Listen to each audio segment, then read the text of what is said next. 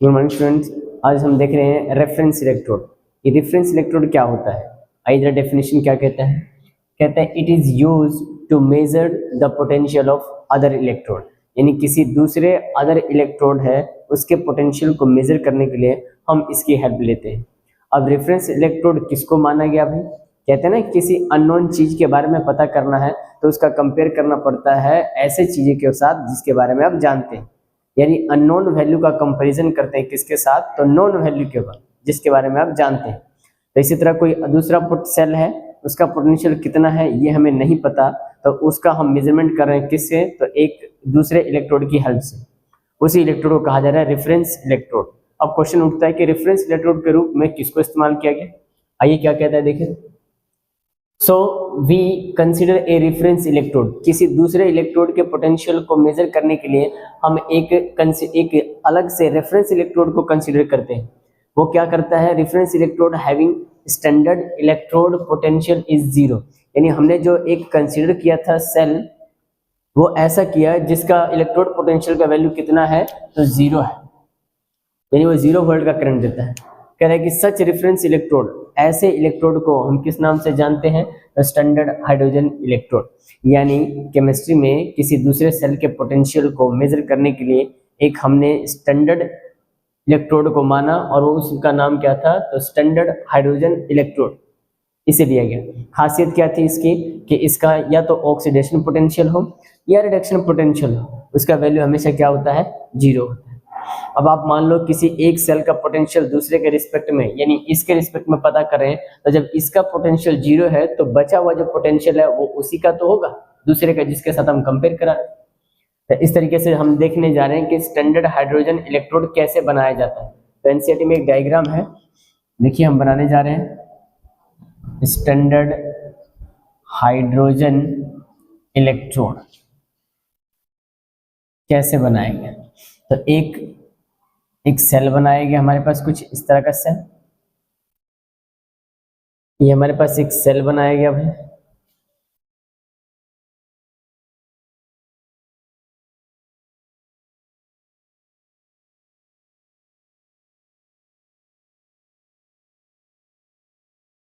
ये एक सेल बनाया गया, इसमें इन्वर्टेड यानी उल्टा इन्वर्टेड एक ग्लास ट्यूब रखा गया। ये क्या है? तो इन्वर्टेड ग्लास ट्यूब। ये हमने एक इन्वर्टेड ग्लास ट्यूब लिया है। यहाँ से हम क्या करेंगे? तो हाइड्रोजन गैस को इन कराएंगे, ठीक है। और यहाँ पर क्या भरा हुआ है? तो एसिड का सॉल्यूशन है हमारे पास, एसिडिक सॉल्यूशन, यानी H+ एक्वस मीडिया में ये सॉल्यूशन है हमारे पास, एसिड का सॉल्यूशन। अब क्या करेंगे हम? यहाँ पर हम एक प्लेटिनम का वायर लेंगे और इसे एसिड में डिप्ट करा देंगे। ये क्या लिया हमने? तो वायर लिया है, किसका वायर? तो PT प्लेटिनम का वायर। प्लेटिनम का वायर लिया हमने, उसे हमने डिप करा दिया सॉल्यूशन में और यहाँ से हमने H2 गैस को पास कराया लिक्विड के फॉर्म में, और किसकी हेल्प से? तो वायर के जरिए। ये वायर कैसा है? प्लेटिनम का। ये इस्तेमाल क्यों किया गया? क्योंकि ये कैसा है? इनर्ट इलेक्ट्रोड माना गया इसको, इनर्ट इलेक्ट्रोड, यानी ये इनर्ट मेटल है जो हाइड्रोजन के साथ रिएक्ट नहीं करता है। इस तरीके से हमने ये बनाया, इसी को कहा गया, इसी स्ट्रक्चर को कहा गया स्टैंडर्ड हाइड्रोजन इलेक्ट्रोड। प्लेटिनम का वायर है, कोई पूछे प्लेटिनम का वायर क्यों है? क्योंकि ये इनर्ट है इसलिए हमने इसका इस्तेमाल किया। और ये इन्वर्टेड एक गिलास है, यहाँ से हमने H2 गैस को पास कराया और यहाँ से इसके बबल्स तैयार होंगे, निकलने स्टार्ट होंगे। तो आइए, ये जो रेफरेंस इलेक्ट्रोड है इसको रिप्रेजेंट करने का तरीका 2 तरीके से। अगर आप इसको कैथोड की तरह बिहेव कराते हैं तो आपको पता है कि ऑक्सीडेशन एनोड पर होता है और रिडक्शन किस पर होता है? तो कैथोड पर होता है। तो अगर आप इस हाइड्रोजन को कैथोड की तरह बिहेव करा रहे हैं तो कैथोड रिडक्शन होगा, इसका मतलब गेन ऑफ इलेक्ट्रॉन। तो हम दिखाएंगे किसकी तरह? तो इसकी तरह। ये +1 से 0 घट गया, मतलब गेन किया, और गेन किया तो इसे स्टैंडर्ड को ऐसे दिखाया। ये स्टैंडर्ड माना गया था इसलिए नोट का इस्तेमाल किया गया। नोट स्टैंडर्ड को बताता है, ई पोटेंशियल को बताता है, और ये रिडक्शन के टर्म, यानी स्टैंडर्ड रिडक्शन पोटेंशियल या स्टैंडर्ड ऑक्सीडेशन पोटेंशियल हाइड्रोजन का हमेशा क्या होता है? 0। आइए अब इसकी हेल्प से हम किसी दूसरे सेल को कनेक्ट करके और उसका पोटेंशियल मेजर करने की कोशिश करते हैं। आइए देखते हैं। आइए हम एक हाइड्रोजन इलेक्ट्रोड पोटेंशियल की हेल्प से किसी दूसरे सेल का पोटेंशियल कैसे मेजर करेंगे, तो देखते हैं हम। देखिए, हमने यहाँ पे पहले पढ़ा था कि हमारे पास दो हाफ सेल, ये हमने बनाया एक हाफ सेल, इसमें हमने जिंक की रॉड को डिप कर दिया है, ये जिंक है और उसी का सॉल्यूशन होना चाहिए, तो हो सकता है ZnSO4 यानी जिंक +2 इसमें होंगे।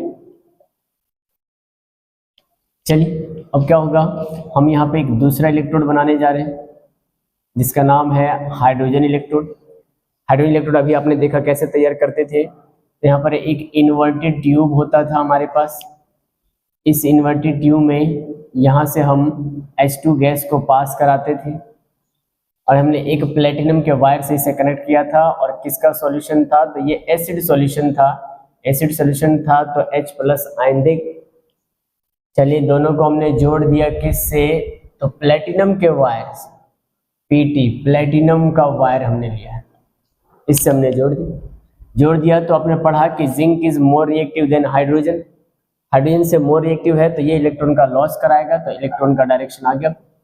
और जो इलेक्ट्रॉन का लॉस करता है वो प्रोसेस कहलाता है ऑक्सीडेशन। इसका मतलब ये ऑक्सीडेशन रिएक्शन को बता रहा है। और यहाँ पर कौन सा रिएक्शन हो रहा होगा, तो रिडक्शन रिएक्शन हो रहा है। ऑक्सीडेशन का मतलब लॉस ऑफ इलेक्ट्रॉन, तो ये इलेक्ट्रॉन का लॉस कर रहा है। और लॉस कैसे करेगा, तो जैसे मान के चले कि ये मेटल है, ये धीरे धीरे पिघलना शुरू करेगा, पिघलता जाएगा तो Zn+2 के रूप में टूटता जाएगा और 2 इलेक्ट्रॉन का लॉस करता जाएगा। उसी इलेक्ट्रॉन को क्या करेगा, तो ये प्लेटिनम का वायर है, यहाँ पे इलेक्ट्रॉन आएंगे, तो यहाँ पर इलेक्ट्रॉन आएगा तो हाइड्रोजन इलेक्ट्रोड क्या करेगा, तो इसे गेन करेगा, इसलिए इसका नाम दिया रिडक्शन रिएक्शन। अब जरा इसमें सेल का रिएक्शन क्या हो रहा होगा। दूसरा कि ये जो जिंक है ऑक्सीडेशन रिएक्शन है, आपने पढ़ा था कि ऑक्सीडेशन एट किस पर, तो एनोड पे। इसका मतलब इस मेटल को आप क्या मान सकते हैं, तो एनोड मान सकते हैं। और आपने ये भी पढ़ा था कि कैथोड पॉजिटिव होता है, एनोड नेगेटिव होता है, तो ये नेगेटिव हो। यहाँ पर इसे आपने क्या माना, प्लेटिनम वायर को क्या माना, तो इसको आपने कैथोड कह दिया, कैथोड कह दिया। और कैथोड का मतलब ये किसका बना होगा, तो पॉजिटिव टर्मिनल का बना। तो सोचिए इनके रिएक्शंस क्या होंगे भाई। तब क्वेश्चन आपसे ऐसे पूछ सकता है कि इलेक्ट्रॉन का ट्रांसफर कहाँ से कहाँ होता है, तो हम कहेंगे एनोड टू कैथोड। ठीक है, एनोड टू कैथोड से मोर रिएक्टिव कौन है, जिंक। आइए इनके सेल रिएक्शन कैसे लिखे जाएंगे भाई। सेल रिएक्शन हमें पता है कि सेल रिएक्शन 2 इलेक्ट्रोड पर होता है, एक एनोड एक कैथोड। तो हम पहले बात करते हैं एट एनोड पर। एनोड पर कौन सी रिएक्शन होगी, तो ऑक्सीडेशन। ऑक्सीडेशन का मतलब लॉस ऑफ इलेक्ट्रॉन। तो ये रहा जिंक मेटल, जिंक सॉलिड, ये सॉल्यूशन में जा रहे हैं तो इलेक्ट्रॉन का लॉस कर रहे हैं और टूट रहे हैं किसमें, तो Zn+2 में, और 2 इलेक्ट्रॉन का लॉस भी कर देंगे। अब इसका पोटेंशियल लिखना हो तो कैसे लिखेंगे, तो E पोटेंशियल। आप कंपेयर कर रहे हैं किससे, स्टैंडर्ड हाइड्रोजन इलेक्ट्रोड से। इसका मतलब पोटेंशियल भी कौन सा निकलेगा, स्टैंडर्ड। और ये कौन सा पोटेंशियल है, ऑक्सीडेशन। तो कैसे लिखेंगे, तो जिंक से Zn+2 एक्वस में ये इसका पोटेंशियल। अब इसका वैल्यू मुझे दिया होता तो मैं वैल्यू रख देता। चलिए हम दूसरा बात करते हैं एट कैथोड पे। कैथोड पे कौन सा रिएक्शन होगा, तो रिडक्शन। रिडक्शन का मतलब गेन ऑफ इलेक्ट्रॉन। इलेक्ट्रॉन आ रहे हैं अंदर, यहाँ पे H+ आयन है, एसिडिक फॉर्म में है, तो H+ आयन ये प्लस माइनस को देखेगा तो उसकी तरफ अट्रैक्ट होगा। तो मतलब H+ एक्वस मीडिया में एक इलेक्ट्रॉन को देखेगा तो गेन करेगा और बदल जाएगा किस में, तो H2 गैस। हम इसे बैलेंस करने के लिए क्या करें, यहाँ 2 लगा दिया हमने 1/2, ताकि 2 से 2 कैंसिल, तो 1H, यहाँ भी 1H। इसका पोटेंशियल क्या होगा, तो स्टैंडर्ड पोटेंशियल। किसके टर्म में लिखा है, रिडक्शन के टर्म में, तो हम भी लिख देंगे H+ से किस में कन्वर्ट हो रहा है, तो H गैस में। चलिए अब हम क्या करते हैं, दोनों को जोड़ के टोटल सेल का रिएक्शन बताना है। तो उससे पहले दोनों हाफ रिएक्शन को जोड़ना पड़ेगा। जोड़ने के लिए लॉस और गेन इक्वल होना चाहिए। यहाँ 2 का लॉस हो रहा है, ये 1 का गेन हो रहा है। दोनों को इक्वल करने के लिए हम इस इक्वेशन में दोनों में कुछ से मल्टीप्लाई और ऐसे नंबर से मल्टीप्लाई कि लॉस और गेन इक्वल हो जाए। तो इस 2 को मैंने कर दिया मल्टीप्लाई 1 से, इस 1 को कर दिया हमने 2 से। रिएक्शन को राइट डाउन करते हैं हम, 2 से मल्टीप्लाई करेंगे, लेफ्ट वाले को लेफ्ट में जोड़ेंगे, राइट वाले रिएक्शन को राइट में जोड़ेंगे। तो ये 2 से 1 से मल्टीप्लाई करेंगे तो आ जाएगा जिंक सॉलिड, प्लस नीचे आ जाइए 2 से मल्टीप्लाई करेंगे तो 2H प्लस एक्वस में इलेक्ट्रॉन कैंसिल आउट, क्योंकि 2 का लॉस 2 का गेन हो रहा है इक्वल। 1 से मल्टीप्लाई किया तो आ गया Zn2 प्लस एक्वस मीडिया में, प्लस ये 2 से मल्टीप्लाई होगा 2 से, देखिए 1/2 दिया हुआ है आपको 1/2 H2, 2 से आप मल्टीप्लाई कर रहे हैं 2 से तो कैंसिल आ जाएगा H2, तो आ गया H2 गैस। ये टोटल रिएक्शन कौन सा रिएक्शन कहलाएगा, तो रेडॉक्स रिएक्शन कहलाएगा। क्यों, क्योंकि दोनों प्रोसेस हो रहा है ऑक्सीडेशन भी और रिडक्शन। टोटल सेल का पोटेंशियल क्या होगा, टोटल सेल, तो जब स्टैंडर्ड सेल दिया है तो पोटेंशियल भी स्टैंडर्ड कहलाएगा। हमने पढ़ा कि स्टैंडर्ड पोटेंशियल क्या होता है, तो ऑक्सीडेशन पोटेंशियल और रिडक्शन पोटेंशियल दोनों का सम कहलाता है स्टैंडर्ड पोटेंशियल। आइए हमें स्टैंडर्ड पोटेंशियल निकालना है, तो हमें पता है स्टैंडर्ड ऑक्सीडेशन पोटेंशियल ये रहा, देखिए Zn का Zn+2 ऑक्सीडेशन हो रहा है, तो हम लिखेंगे यहाँ पर कि स्टैंडर्ड Zn से Zn+2, उसमें जोड़ देना है हमें स्टैंडर्ड रिडक्शन पोटेंशियल, और हाइड्रोजन इसमें रिडक्शन पोटेंशियल का काम कर रहे हैं H प्लस से H2 गैस में। तो आपने पढ़ा कि स्टैंडर्ड हाइड्रोजन इलेक्ट्रोड जो होगा, चाहे वो ऑक्सीडेशन वाला काम कर रहा हो या रिडक्शन के टर्म में हो, इसका पोटेंशियल क्या होता है, 0। तो पूरे सेल का जो पोटेंशियल होगा वो किसके इक्वल आ जाएगा, तो जो दूसरा सेल है वो जिसका पोटेंशियल है वही आ जाता है। अब मान लो इसका पोटेंशियल मुझे दिया होता कितना, मान लीजिए 0.6 वोल्ट दिया होता, तो यहाँ पे 0 और यहाँ पे 0.6 वोल्ट, तो इसका मतलब पूरे सेल का पोटेंशियल 0.6 वोल्ट हो गया। इसका मतलब कि वो आधे सेल का जो जिंक है उसी का तो था, क्योंकि स्टैंडर्ड का तो हमने क्या माना था, 0। तो इस तरीके से आप एक स्टैंडर्ड हाइड्रोजन इलेक्ट्रोड को बना सकते हैं इसको आप दोनों बना सकते हैं, कैथोड भी बना सकते हैं, एनोड भी बना सकते हैं, और उसका कंपेयर किसी दूसरे अननोन हाफ सेल के साथ कंपेयर करके उसके पोटेंशियल को मेजर कर सकते हैं। तो ये हमने देखा एक रेफरेंस इलेक्ट्रोड जिसका नाम था हाइड्रोजन, स्टैंडर्ड हाइड्रोजन इलेक्ट्रोड। चलिए नेक्स्ट लेक्चर में मिलते हैं।